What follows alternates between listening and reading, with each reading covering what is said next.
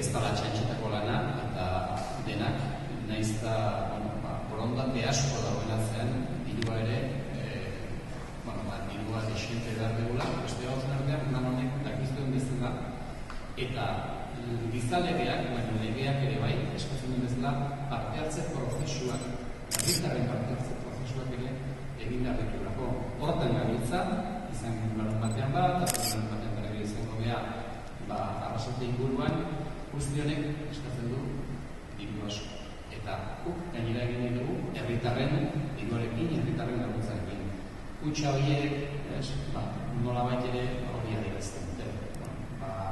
Denok, nola bait jartzen badugu, pixka bat dugu txikutik gain, lan bikain bat egingo dugula, eta gainera herritarren gandik eta herritarren gana bideratutako lan bat.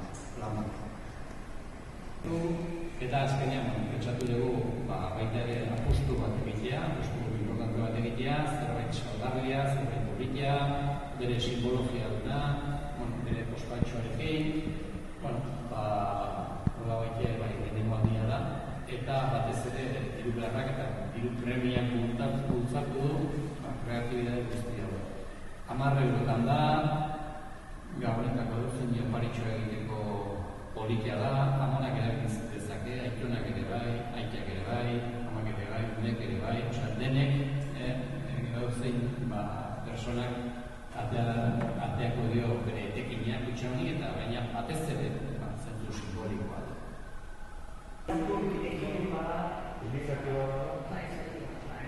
Edo